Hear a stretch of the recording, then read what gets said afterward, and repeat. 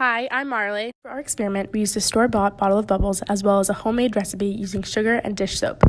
Once we made our two solutions, we began to make bubbles. We decided it would be easier to conduct our experiment if we could place the bubble on the table and measure it that way. So we put some solution onto the counter. In order to decide what bubble we would blow, we decided to download a coin flipping application. We then blew a bubble from the solution picked by the app and placed it onto the countertop.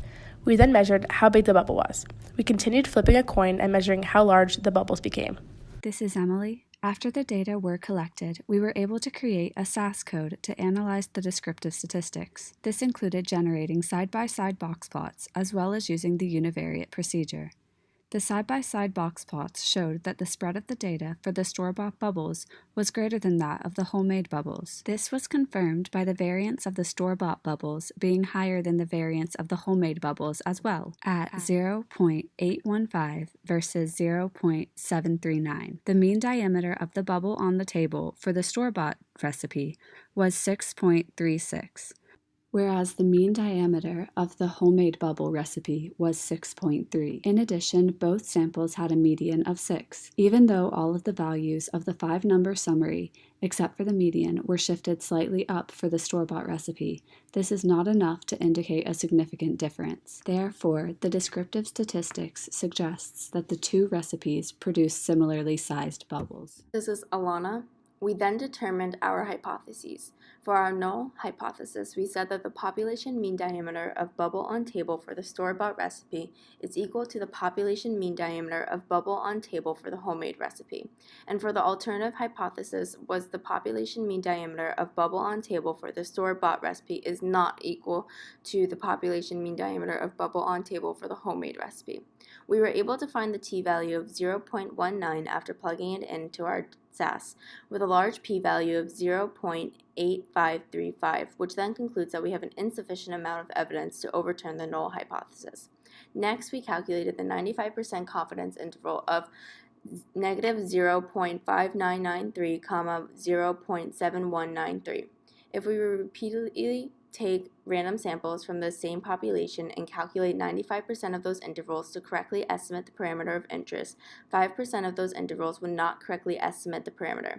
Therefore, with 95% confidence, there is not enough evidence to conclude that the population mean diameter of bubbles from the store-bought recipe is different from the population mean of the homemade recipe, failing to reject the null hypothesis. Hello, I'm Morgan.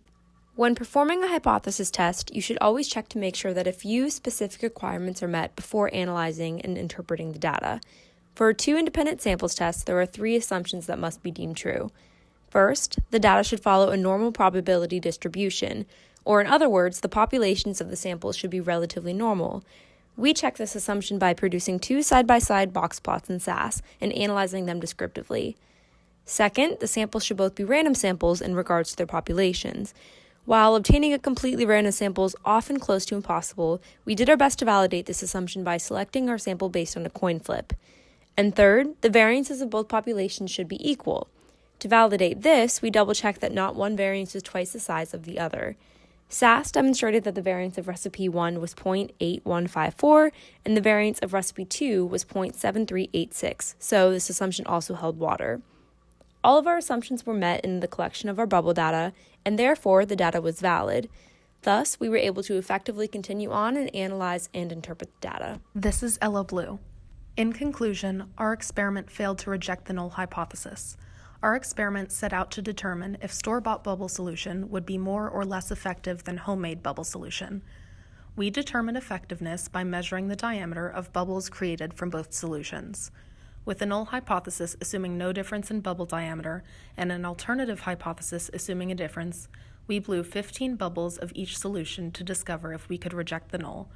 After statistical analysis, we determined that the p-value was too large to find significance, so we failed to reject the null hypothesis. We were limited by measurement human error due to the fact that if the ruler got too close to the bubble would pop. Another issue we faced was that each blow, the wand produced many bubbles, and although we tried to choose the biggest one each time, this caused for a lot of room for error. Once we blew the bubbles, there was only a short period of time before they fell, so we had to make a quick decision on which bubble to pick. A final issue was strength of exhale. While I tried to keep them consistent each blow, it was very difficult, and different strengths result in different bubble sizes. Future experiments to test for solution efficiency could include how many bubbles are produced from a single blow or how long the bubbles last before popping.